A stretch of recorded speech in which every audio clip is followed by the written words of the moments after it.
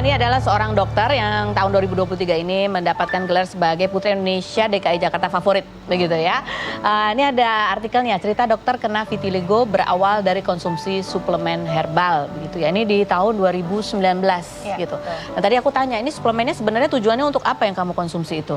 Tujuannya buat anti-aging, Kak. Karena dulu tuh aku perempuan yang sangat-sangat mengejar standar kecantikan, jadi pengen cantik, pengen kurus, pengen kulit yang mulus, jadi mencoba berbagai cara, salah satunya usahanya dengan itu gitu. Dengan minum itu, pokoknya apapun yang bisa untuk kelihatan cantik gitu. Benar. Jadi ini anti-aging berarti apa? Kolagen, vitamin gitu? Isinya herbal sih, jadi dia menyebutkannya itu kayak ekstrak-ekstrak dari tumbuhan-tumbuhan gitu. Oke. Berapa lama sih kamu mengkonsumsi itu sampai kemudian akhirnya muncul ini? Sebenarnya sekitar 3-5 bulan ya, mungkin aku juga nggak hafal persis timelinenya gitu, tapi bener-bener lumayan cepet sih dari situ, dan emang awalnya kan vitiligo juga munculnya sedikit gitu, terus baru lama-lama semakin menyebar. Oke. Ini kita lihat nih foto-foto ya sebelumnya. Jadi ini baru muncul vitiligonya adalah di tahun 2019. Ya. Situ 4 tahun yang lalu gitu kan, 4 tahun lalu, itu hal yang baru. Sementara pada saat itu kamu bilang kamu sangat concern tentang masalah kecantikan. Udah mulai ikut lomba-lomba nih? Udah, waktu itu ikut Abang None, terus ikut, ini lagi menjabat sebagai Putri Batik Nusantara 2018 waktu itu. Jadi emang lagi, ya adalah kegiatan gitu kan, kayak ketemu media, terus mungkin nge-MC dan lain-lain. Dan ada ekspektasi, mungkin sebenarnya ekspektasi dari diri aku sendiri sih Kak, untuk aku pengen tampil sempurna, aku pengen memenuhi standar kecantikan yang ada gitu. Terus tiba-tiba vitiligo gitu. Di mana dulu yang muncul waktu itu? Di mata, waktu itu di kelopak mata. Di kelopak mata. Taunya gimana waktu itu? Waktu itu tuh lagi ada acara di kampus, terus kita make up lah gitu, emang acara cukup formal. Temen aku bilang, Sal itu kayaknya eyeshadow kamu kurang ini deh, kurang ngeblend gitu. Padahal aku ngerasa, kayak gue jago aja deh nge-make up, kayak jarang deh kurang ngeblend. Terus pas aku nyampe rumah, aku copot make up, oh ternyata emang ada bercak-bercak putih gitu. Pada saat itu sampai ketemu bahwa penyebabnya adalah karena dipicu oleh obat herbal itu, nemunya gimana? Jadi ceritanya pertama vitiligo pasti panik kan gitu ya.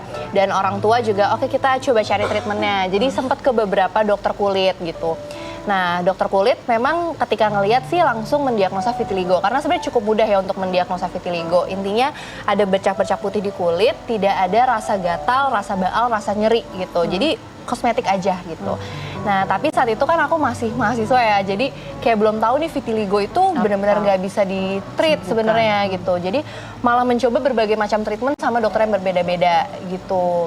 Sampai akhirnya waktu itu papahku konsumsi obat yang sama, suplemen yang sama. Dan papah didiagnosa sistemik lupus erythematosus atau SLE gitu. Nah, papa waktu itu juga berobat ke Singapura, didiagnosanya drug induced autoimun gitu. Dan dengan timeline yang sama, konsumsi obat yang sama-sama autoimun, jadi conclusionnya kita sama-sama dari suplemen itu. Penyebabnya itu. Ini kan ya apa-apa, ini kan kemudian semakin menyebar ketika kamu liburan ke Sumba ya, begitu ya, makin banyak. Buat anak umur 22 tahun waktu itu ya, yang lagi mengejar impian jadi model gitu. Itu kan hal yang nggak mudah buat kamu. Dan kamu sempat bilang bahwa ini vitiligo ini menyerang kulit, tapi organ dalam sih enggak, tapi mental iya. Apa yang kamu rasakan di awal-awal itu? Awalnya pasti insecure, karena aku juga bukan berasal dari perempuan yang super percaya diri Kak gitu. Aku pas SMP itu udah pernah dibully. Waktu itu karena dada aku tepos, dibilangnya triplek, diteriakin kayak gitu. Dan sejak itu sih aku memang udah jadi perempuan yang selalu mengejar validasi orang lain. Jadi pas kena vitiligo itu rasanya kayak tamparan aja sih, kayak Allah tuh mau ngasih nih, kamu selama ini mencari validasi orang lain, mencari harga diri dari kecantikan, dari penampilan. Nih aku kasih vitiligo yang udah nggak bisa ditutupin lagi. Maksudnya orang dari jauh juga ngelihat ada yang dalam tanda kutip salah dengan kulit aku. Dan itu justru jadi tamparan untuk, oh aku tuh harus menggali aku tuh siapa. Bukan hanya dari penampilan aja, beyond apa yang dilihat orang, apa sih yang tujuan aku di dunia ini tuh apa gitu. Proses itu sampai kamu menemukan itu, sampai bisa menerima itu berapa lama? Aku bisa bilang up and down, jadi nggak ada kayak satu titik kayak oh oke, tiba-tiba suatu hari aku bangun so aku super percaya diri. Bahkan mungkin sampai sekarang masih ada hari-hari up and down juga, tapi yang aku pelajarin juga kayak self love itu juga bukan sebuah destinasi ya.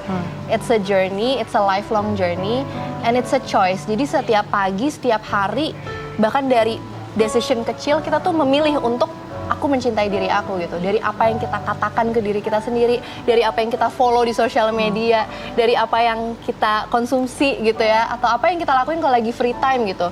Itu menurut aku decision kecil itu yang lead to aku tuh mau mencintai diri aku gitu. Apa yang kita taruh di kepala kita gitu ya, apa kita pikirkan.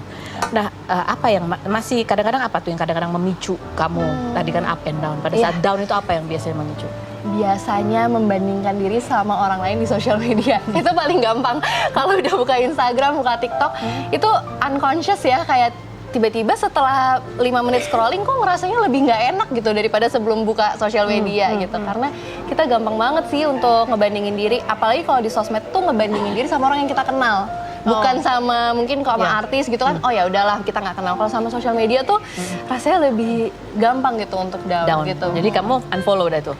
Biasanya aku sebutnya Marie Kondo social media. Jadi kadang ada yang aku mute gitu, dan aku mungkin lebih banyak nge-follow orang-orang yang positif jadinya gitu. Jadi otomatis feed aku juga jadi lebih positive vibes gitu. Nah, bagaimana dengan lawan jenis? Gitu. Apakah itu juga menjadi tantangan juga buat kamu? Ya kan, maksudnya itu ini untuk orang banyak gitu, untuk diri sendiri.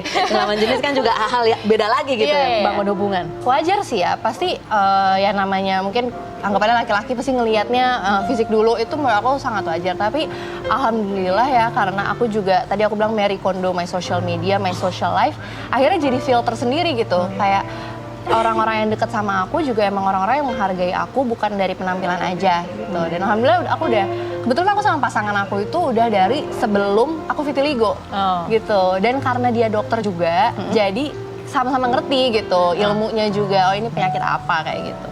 Oke. Ilmu baru ya. Kita yang memilih apa yang mau kita lihat, apa yang mau kita dengar gitu, apa yang kita masukkan dalam pikiran kita. Marie Kondo. Apa tadi? Marie Kondo our social life gitu. Kita masih akan ngobrol lagi ya sama kita. Ada satu lagi nih, ada Rudy Golden Boy.